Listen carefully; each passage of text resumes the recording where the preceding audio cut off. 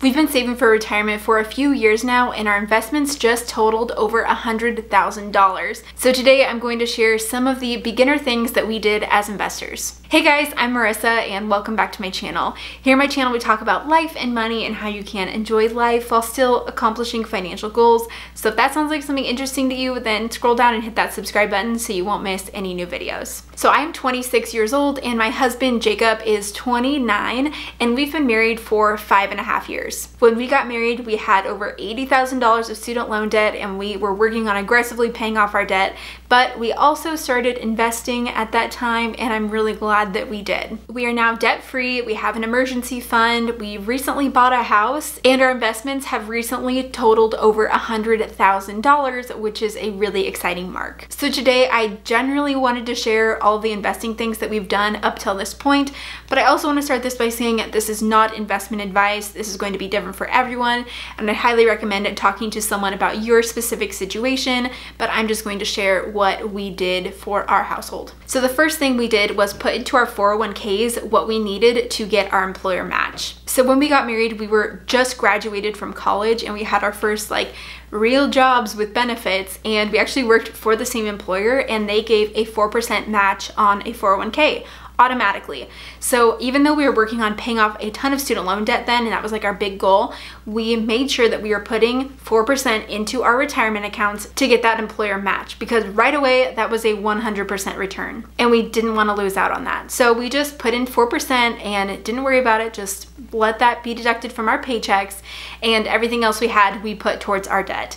And I will say it took about 2.5 years for us to pay off about $87,000 total of student loan debt. So during that 2.5 years, the only thing that we did for investing was just putting in what we needed to get that employer match. The second thing that we did once we were debt-free was we were working on maxing out a Roth IRA. A Roth IRA has an amazing tax advantage where you put money in after taxes, it can then grow tax-free, and you can take the money out tax-free, which means that you get tax-free growth. A Roth IRA has an annual contribution limit for 2021 to be $6,000. So I was able to open a Roth IRA, and my husband also has a Roth IRA. Once we became debt-free, we started putting a little bit extra into the Roth IRAs, but we are also still working on beefing up an emergency fund and saving for a down payment on a house. So we ended up becoming debt-free in late 2017, and then we put just a little bit, $200 a month, into a Roth IRA after that. And then once we bought our house in end of 2019,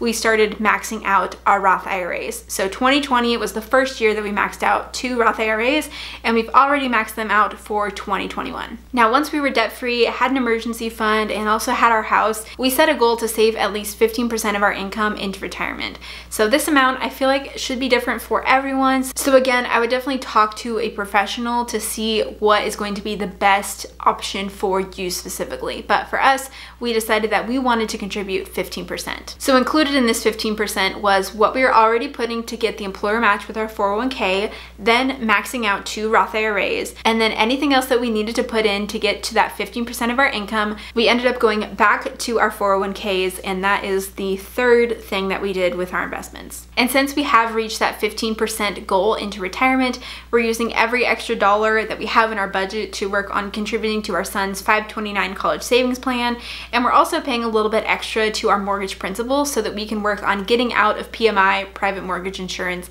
hopefully here in a couple months. But saving at least 15% to retirement was definitely a big goal, and we were able to get there by maxing out our Roth IRAs and then contributing more to our employer 401k plans. And so overall, the fourth investment thing that we did was start somewhere and increase over time.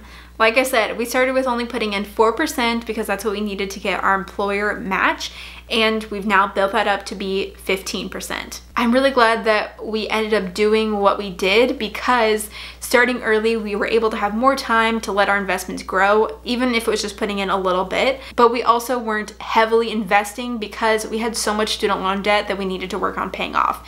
So I'm really grateful that now we are consumer debt free, and now we can focus even more on putting money to additional investments. I know 15% can sound daunting, but even if you just start with 4% and work your way up to whatever goal that you've set, it seems very doable. And the fifth thing that we've done when it comes to investing is to just invest early and often and don't touch it.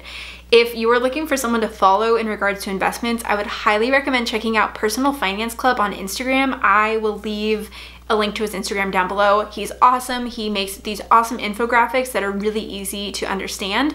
And I'm definitely not, like I said, I'm not an investing professional. I'm just sharing what we've done, but he has a lot of really great information on investments. But his mantra is basically invest early and often, and I feel like that's what we've tried to do. I'm really grateful that I'm 26 and my husband's 29 and we already have $100,000 in retirement, and we plan to save even more over the years. And I think that we've gotten to this point just because we did invest early, and we've just been doing that consistently every month through our 401ks and every year with our Roth IRAs. It's definitely made a difference, and we also just don't touch it. Like in 2020, when the market took a nice dip, we didn't touch it, and I'm grateful that we just let it be. So that's a little bit of our investing story thus far. Again, it is absolutely nothing fancy other than we are just consistently investing, and I'm grateful that we're now at that $100,000 mark, which I know they say is the hardest point to reach, and hopefully that'll just continue to snowball. So if you enjoyed this video, don't forget to give it a thumbs up, and also don't forget to subscribe to my channel for more videos, and I'll look forward to seeing you guys in that next one.